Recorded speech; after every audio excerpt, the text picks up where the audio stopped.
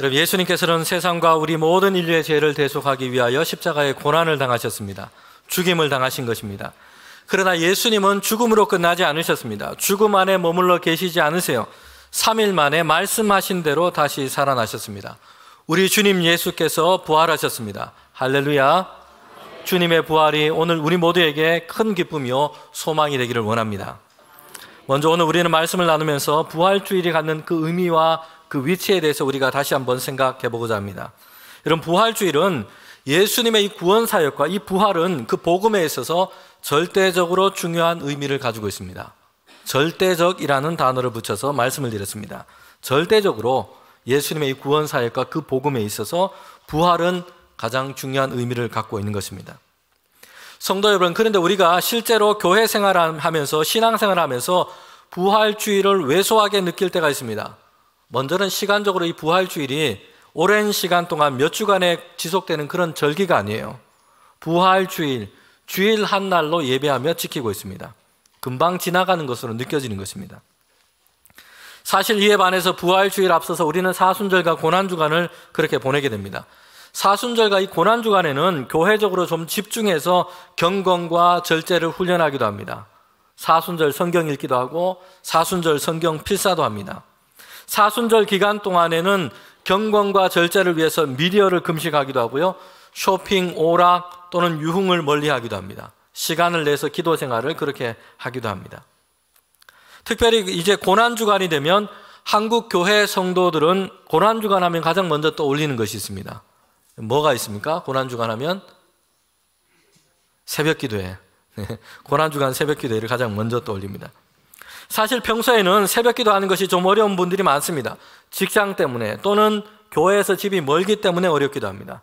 또는 그 사람의 어떤 생활 습관 때문에, 삶의 방식 때문에 새벽기도가 어려운 분들도 있어요. 나는 아침형 인간이 결코 될 수 없다, 이런 분들이 계시지 않습니까? 야간형 인간이 계세요. 저녁 밤 10시만 되면 갑자기 몸에 생기가 돌고 이런 분들이 있습니다. 여러분, 이런 분들은 사실 새벽 기도하는 것이 정말 힘듭니다. 이처럼 새벽 기도를 평소 하기 어려운 분들도 여러 가지 이유 때문에 그 어렵지만 한국의 교회 성도들은 고난주간만큼은 새벽 기도에 참석하려고 애를 씁니다. 실제로 새벽 기도에 오지 못했지만 그럼에도 참석하는 것, 여기에 대해서 부담감을 고난주간에는 그렇게 느끼게 됩니다. 고난주간 한 주 동안 한 끼 금식을 한 분도 있고요, 교회 전체적으로 주님의 고난을 생각하며 묵상하며 이 절기를 이렇게 보냅니다. 여러분, 이렇게 해서 이제 부활주일을 맞이했는데 사실 부활절에는 사순절과 고난주간에 했던 것처럼 그런 것이 별로 없습니다. 한 번의 주일 예배로 지나가는 것처럼 그렇게 느껴질 수가 있는 것입니다. 교회적으로도 개인적으로도 뭔가 강조하는 신앙과 경건에 대한 무엇이 없다는 것이요. 한편에서는 사순절과 고난주간을 그렇게 보내다 보니 좀 힘이 빠진 그런 경향도 있습니다. 저도 그렇더라고요. 이제 부활주일 예배를 막 힘있게 설교도 예배도 잘 준비해야 되는데 고난주간 한 주 동안도 평소에 더 마음을 쓰고 열심히 새벽 기도회를 준비하고 그렇게 하고 성금요일 예배를 준비하고 이러다 보니까 부활주일을 준비할 때는 좀 힘이 빠지고 피로감이 오고 이럴 때도 있습니다. 여러분, 이렇게 되다 보니 우리는 부활주일을 고난주간의 어떤 마무리 정도로 생각할 수가 있다는 것이요. 부활주일을 예배 드리고 계란을 받는 날로 끝나버리는 이런 모양이 될 수 있는 것입니다. 사실 복음서의 기록만 봐도 예수님의 이 부활에 대한 소식은 복음서 그 마지막 장에 기록이 되어 있습니다. 많은 부분 그 앞에서는 예수님의 고난, 십자가, 순환, 죽으심에 대해서 다 기록을 하고 있어요. 그리고 마지막 장에 예수님의 부활과 승천에 대해서 말씀합니다. 그러다 보니 부활을 끝에 붙은 에필로그, 부록 정도로 생각하기 쉽습니다. 성도 여러분, 우리는 오늘 이렇게 부활주일을 보내면서 다시 우리에게 분명한 믿음의 고백이 있기를 원합니다. 모든 세대, 모든 세상, 또 모든 교회를 향해서 예수님께서 부활하신 그 사건은 가장 위대하고 가장 놀라운 소식인 것입니다. 가장 큰 기쁨의 소식입니다. 주님의 부활하심은 모든 성도들에게는 가장 큰 소망이 되는 것입니다. 예수님의 이 부활은 우리와 세상을 지배하는 죄와 죽음과 사망과 어둠이 패배했고 그리스도께서 승리하셨음을 우리에게 보여줍니다. 예수님의 이 부활은 하나님의 영광의 나라가 이 세계 가운데 오게 됨을 고백하고 선포하고 있는 것입니다. 여러분, 성도들은 비록 지금 질병 가운데 있기도 하고요, 인생의 큰 수고와 고난 가운데 있는 분들도 있습니다. 믿음의 시험과 환난 가운데 있기도 합니다. 때로는 이별과 죽음을 맞이하고 있는 사람들도 있습니다. 그러나 예수님의 이 부활은 성도들에게 분명한 우리의 장래의 소망이 무엇인지를 보여줍니다.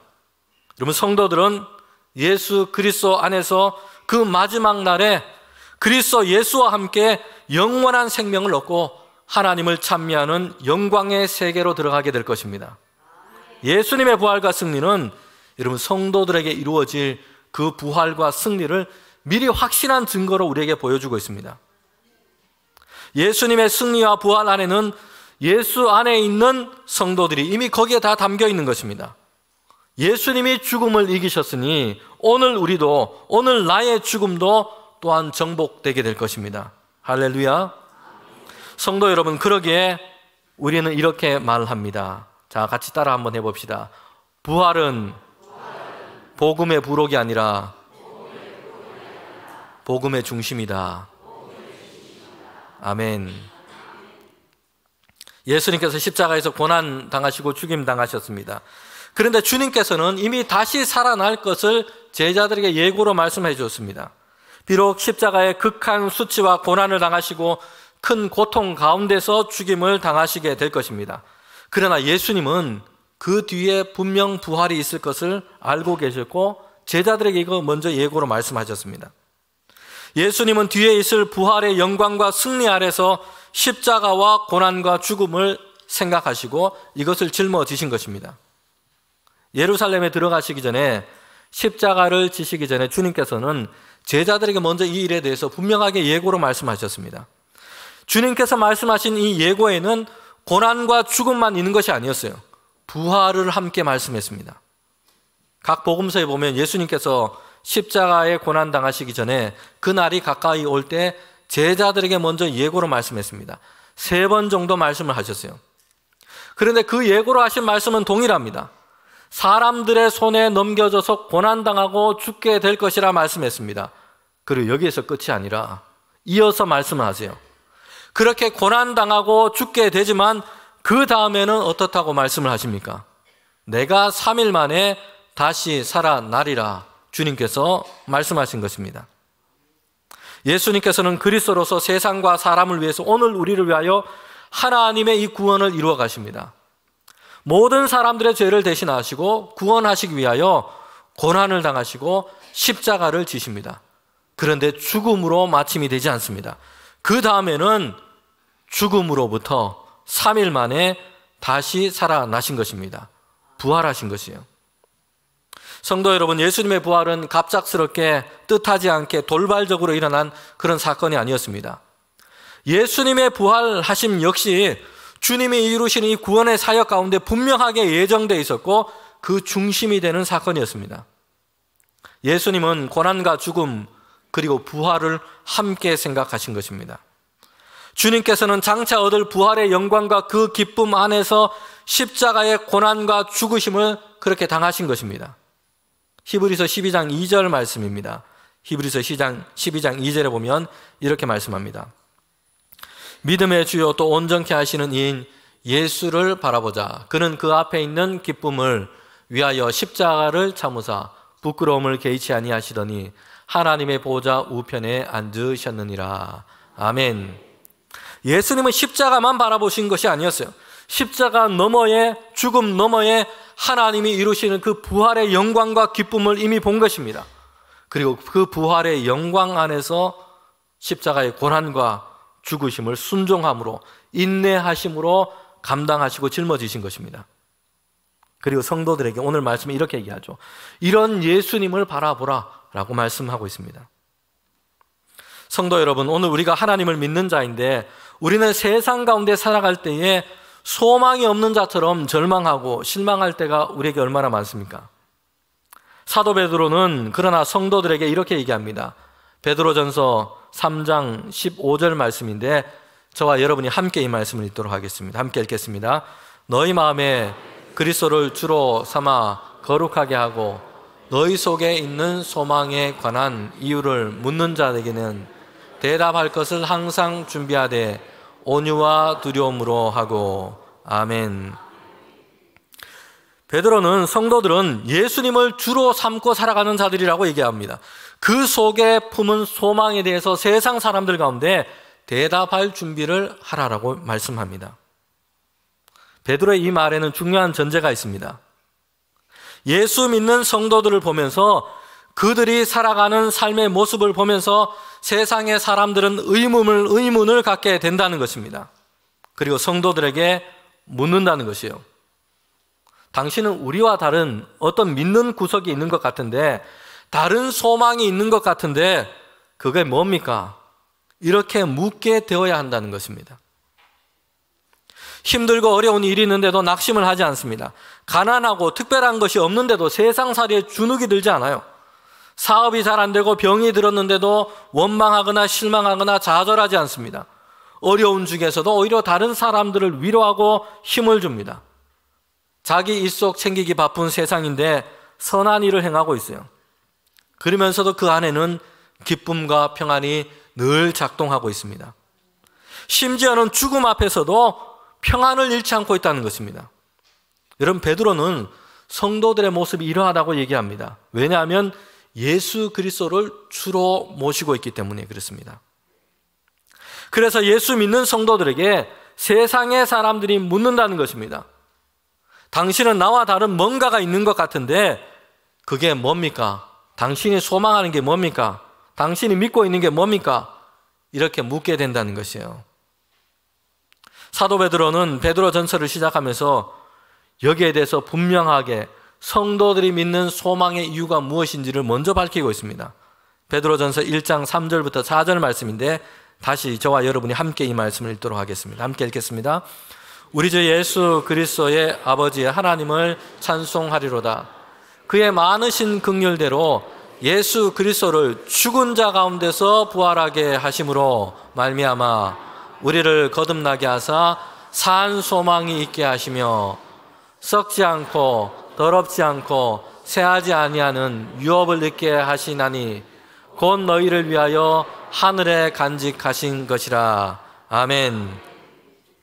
베드로는 성도들이 대답해야 할, 우리가 세상을 향해 대답해야 할 소망의 분명한 이유, 세상 사람들과는 세상의 수많은 일들 속에서도 다르게 반응하며 살아가는 그 소망의 이유가 무엇인지를 말씀하고 있어요. 그것은 부활입니다. 하나님의 나라가 있음을 믿는 그 믿음이었던 것입니다. 오늘 우리가 읽은 이 마태복음 28장은 예수님께서 이 부활하시고 다시 살아나신 일에 대해서 비교적 상세하게 그렇게 적고 있습니다.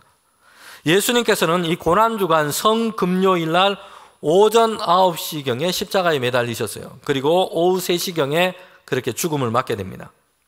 여러분, 그러다 보니 장사 지낼 시간이 얼마 남지 않은 것입니다. 유대인들이 지키는 이 안식일이 곧 시작이 되기 때문입니다. 유대인들의 안식일은 금요일 일몰부터 시작합니다. 그리고 토요일 일몰까지 계속됩니다. 안식일에는 사람들을 장례하는 일을 할 수가 없습니다. 그래서 당시 예수님을 따랐던 사람들 중에 지위가 꽤 높았던 아리마대 사람 요셉이 예수님의 시신을 요구해서 자신을 위해 준비했던 그 무덤에 장사하게 된 것입니다.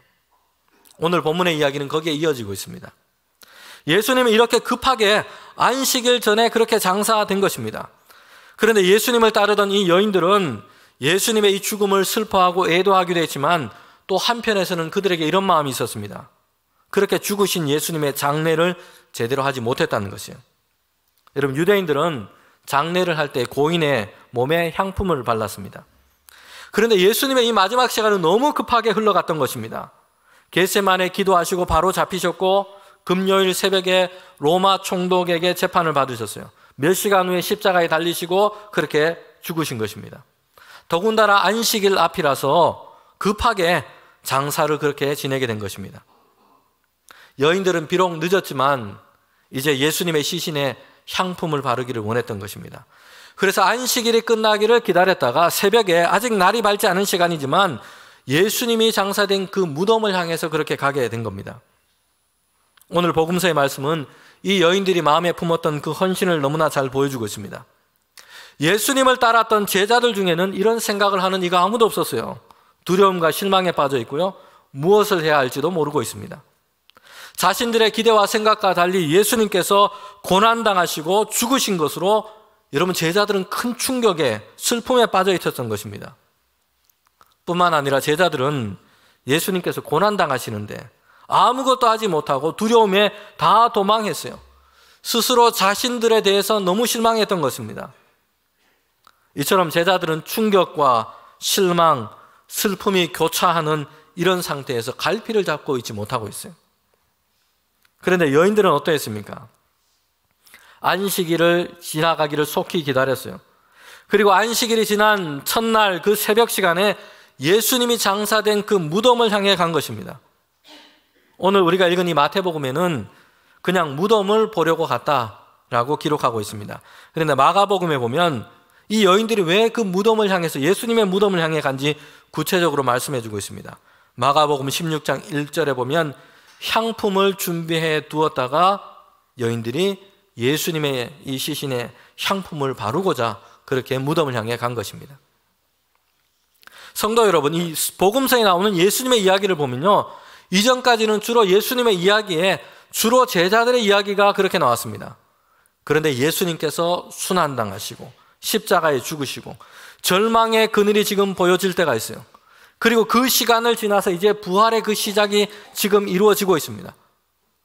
그 예수님의 이야기에서는 오히려 여인들이 지금 등장하고 있다는 것입니다.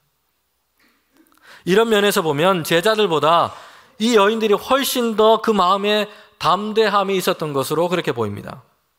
그럼 제자들은 말이죠, 아니, 내가 예수님 막 지키겠다, 내가 죽는 한이 있어도 예수님이 붙잡히고 고난당하시는 이런 일은 없을 것이다, 목소리 크게 그렇게 용감하게 그렇게 했습니다. 그런데 정작 예수님께서 잡히시고 고난당하시고 죽임당하는 상황에서는 제자들은 다 도망하고 숨어버렸어요. 실망과 슬픔 속에서 그냥 무기력하게 그들은 주저앉아 있습니다. 여러분, 그런데 여인들은 그렇게 하고 있잖아요. 오히려 그들이 더 용감해서가 아니에요. 여인들은 예수님에 대한 깊은 사랑과 헌신이 그 마음속에 있었기 때문입니다. 그래서 예수님의 무덤까지 그들은 달려간 것입니다. 그래서 부활하신 예수님께서 다시 제자를 갈릴리에서 부르실 때에 주님이 물으신 것이 있어요. 베드로에게 물으시잖아요. 베드로는 예수님을 부인하고 모른다고 3번이나 그렇게 부인했던 사람이었습니다. 저주하고 맹세까지 했어요. 이런 베드로에게 부활하신 예수님께서 오셔서 물으시는 게 뭡니까?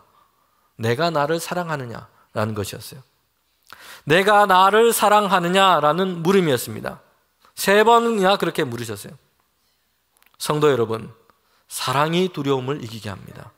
사랑이 수고하게 합니다. 그리고 사랑이 헌신하게 하는 것입니다. 고린도전서 13장 사랑장의 결론은 믿음과 소망, 사랑 중에 그 중에 제일은 사랑이라고 말씀합니다. 이 말씀을 오늘 여인과 이 제자들의 상황에 비추어서 생각해 볼 수 있습니다. 예수님께서 십자가에 죽으시고 무덤에 장사되었습니다. 그들이 가졌던 믿음도 다 무너졌습니다. 소망도 다 무너져 내렸습니다. 그런데 사랑을 깊이 있게 붙들고 있던 이 여인들은 여러분, 이 상황 속에서도 예수님에 대한 수고와 헌신을 행하고자 한 것입니다. 그리고 예수님의 이 무덤을 향해서 간 것입니다.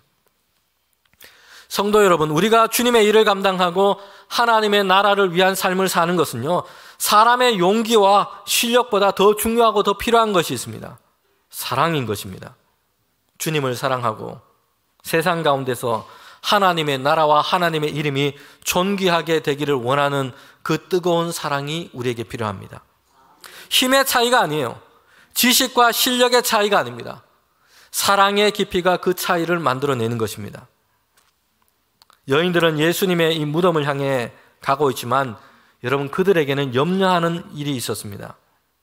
예수님의 이 무덤은 그 입구가 큰 돌로 막혀져 있었기 때문입니다. 여인들의 힘으로는 입구를 막고 있는 그 큰 돌을 밀어낼 수가 없습니다. 무덤을 지키는 이들도 있습니다. 그러면 무덤 안에 사실 들어가기가 어렵게 되는 것이죠. 여인들은 이런 문제에 대해서 이미 잘 알고 있었습니다. 그것을 몰랐던 것이 아니에요. 마가복음 16장에 보면 그들은 무덤을 향해 가면서 서로 이렇게 여기에 대해서 이야기를 하고 있다는 것입니다. 마가복음 16장 3절에 보면 서로 말하되 누가 우리를 위하여 무덤 문에서 돌을 굴려주리오 하더니. 여러분, 이 여인들은 이 일에 대해서 이미 생각하고 있고 알고 있었습니다. 큰 돌이 무덤의 입구를 막고 있다는 것이에요. 자신들의 힘으로는 이 돌을 움직일 수 없다는 것입니다. 그럼에도 이 여인들은 예수님이 장사된 그 무덤을 향해서 가고 있는 것입니다. 성도 여러분, 저와 여러분이 이런 경우라면 어떻게 하실 것 같습니까? 큰 돌이 무덤 입구를 막고 있고요. 우리 힘으로는 치우기가 어렵습니다. 무덤을 지키고 선 사람들도 있습니다. 아마도 많은 사람들은 무덤으로 가는 그 일을 생각했지만, 예수님의 장사된 그 무덤으로 가기를 원하는 생각은 했지만 이런 이유 때문에 그만두고 말 겁니다. 야, 가봐야 소용이 없어. 돌이 지금 입구를 막고 있는데 무덤 안에는 우리는 들어가지도 못할 거야. 마음은 원하지만 상황과 조건이 안 맞다 생각하면서 시도하지 않고 중단하고 마는 것입니다. 어디에든 사실 못할 이유, 하지 않을 이유는 늘 있습니다. 어떤 일이라도 이것을 완수해 나가는 과정에서 완벽하고 막힘이 없고, 여러분, 그런 상황과 조건이 항상 늘 열려 있는 것은 아닙니다. 사실 모든 일에는 걸림과 장애와 난관이 있기 마련입니다. 성도 여러분, 그런데 그것이 시도하지 않을 이유가 되지 않기를 원합니다. 이겨내는 그 일을, 믿음으로 이것을 이겨내는 저와 여러분이 되기를 원합니다. 그런데 믿음의 법칙 안에는 여기서 더 중요한 것을 우리에게 열어줍니다.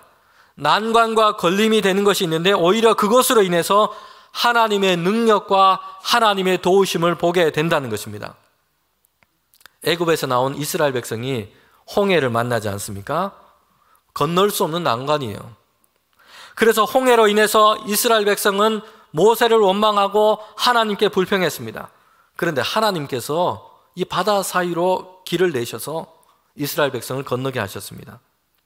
그들은 홍해 가운데서 길을 내시는 하나님의 능력과 그 도우심을 경험했습니다.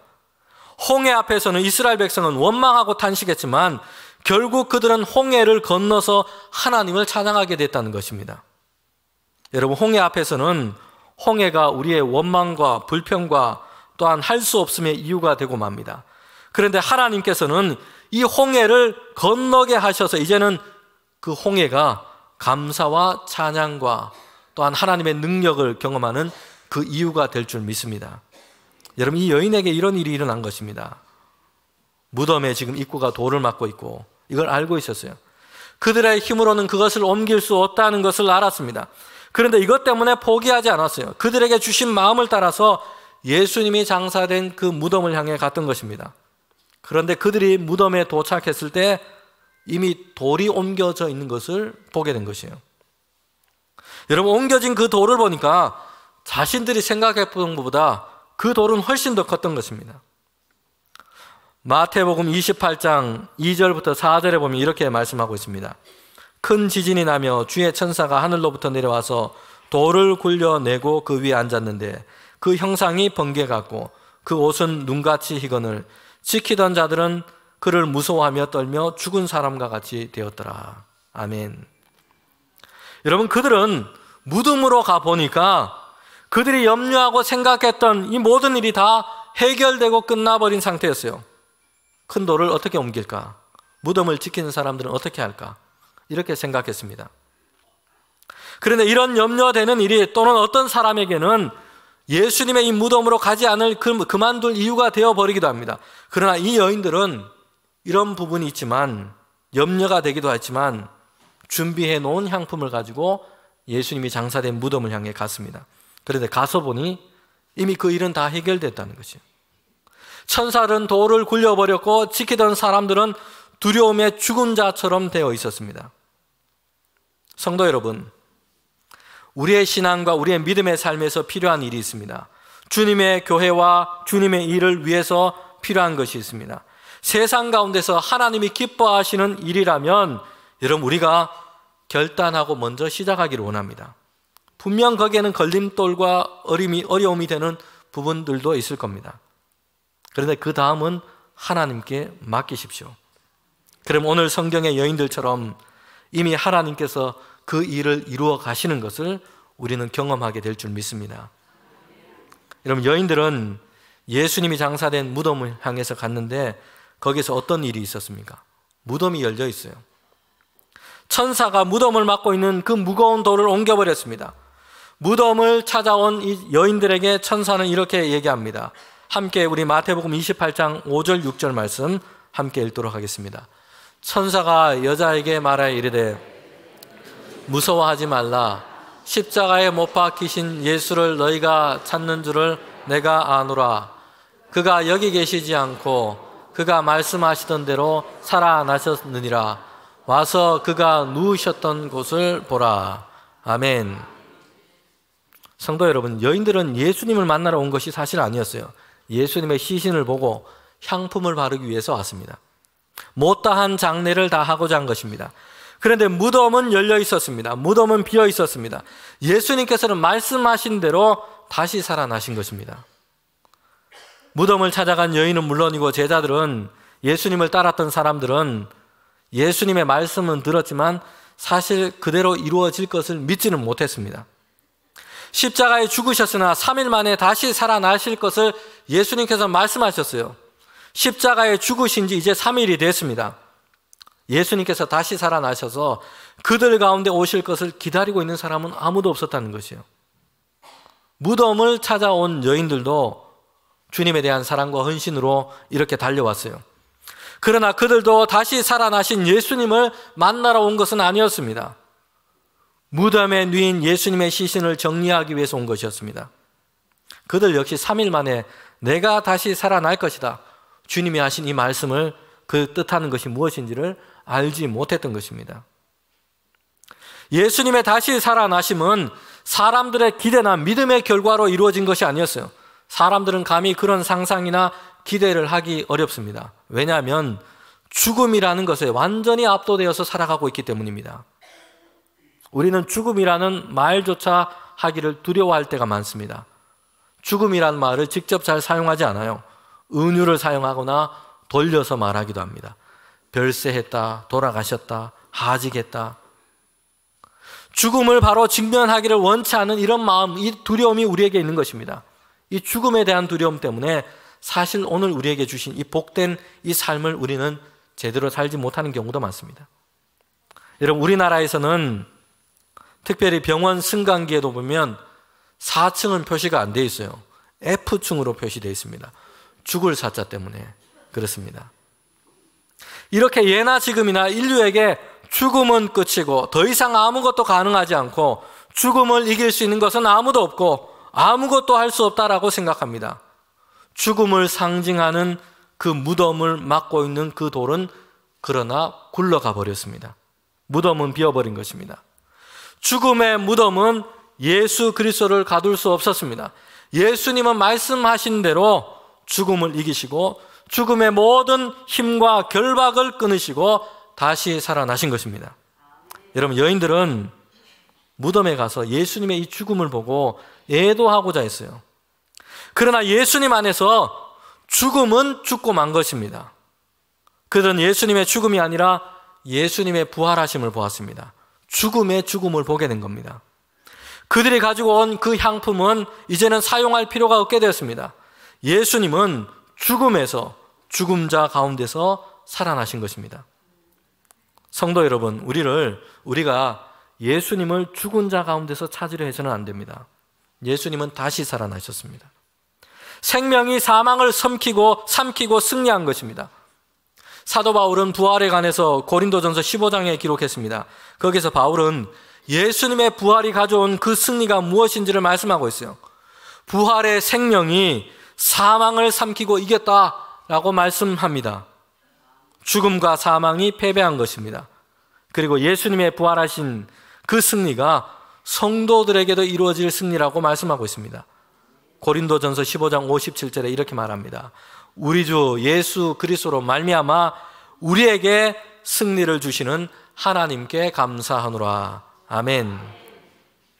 여러분, 천사들이 여인에게 전한 이 예수님의 이 말씀이 있는데, 예수님의 부활하신 이 소식을 제자들에게 가서 전하라는 것입니다. 그리고 부활하신 주님께서 갈릴리로 가실 텐데 제자들은 거기에서 주님을 뵙게 될 것이라고 말씀하고 있습니다. 마태복음 28장 7절 말씀입니다. 또 빨리 가서 그의 제자들에게 이르되 그가 죽은 자 가운데서 살아나셨고 너희들보다 먼저 갈릴리로 가시나니 거기에서 너희가 배우리라 하라. 보라, 내가 너희에게 일렀느니라 하거늘. 아멘. 부활하신 예수님께서 여러분 어디로 가시겠다고 말씀합니까? 어디에서 제자들을 만나고 제자들이 예수님, 부활하신 예수님을 뵙게 될 것이라고 얘기하고 있습니까? 갈릴리예요. 다른 복음서에는 조금 차이가 있습니다. 제자들이 갈릴리로 가기 전에 부활하신 예수님을 그들이 만나고 그렇게 보기도 합니다. 그런데 성경 어디에도 예수님이 죽어 장사된 무덤으로 오라는 말씀은 없어요. 이미 부활하셨기 때문에요. 무덤은 비어 있습니다. 물론 무덤에 오더라도 그들은 비어있는 무덤을 보게 될 것입니다. 예수님의 부활의 증거만을 보게 될 뿐일 것입니다. 성도 여러분, 기독교 신앙은요, 우리가 믿는 예수님을 믿는 그 신앙은요, 장례를 잘하고 무덤을 멋지게 만들고 무덤을 맨날 조문하고 이런 신앙이 아닌 것입니다. 죽음을 그냥 추모만 하는 종교가 아니에요. 천사가 여인들에게 말하고 있지 않습니까? 예수님께서 다시 살아나셨다. 이 부활을 전하고 증거하는 것입니다. 예수 그리스도 안에서 우리 모든 성도들도 죽음을 이기고 부활할 것을 소망하는 것이 여러분 우리가 믿는 믿음인 것입니다. 요한복음 11장에 보면 예수님께서 죽은 나사로를 다시 살린 그 이적을 행하셨습니다. 나사로가 병이 들었어요. 여동생인 마르다와 마리아가 예수님께 사람을 보냅니다. 예수님 속히 오셔서 좀 고쳐달라는 것이요. 그런데 무슨 일 때문인지 예수님께서는 급히 가지 아니하시고 몇 날을 더 지체하셨어요. 나사로의 집에 예수님께서 도착하셨을 때는 이미 나사로가 죽은 지 몇 날이 다 지나가 버렸어요. 무덤에 그렇게 장사된 것입니다. 그러자 마르다와 마리아가 예수님 도착하시자 슬픔 가운데 예수님께 이렇게 얘기를 합니다. 주님이 계셨더라면, 예수님께서 오빠 나사로가 죽기 전에 속히 오셨더라면, 이렇게 얘기하고 있어요. 그들의 이 말에는 이제 죽었으니까 더 이상 할 수 있는 것이 없다, 다 끝났다라는 것입니다.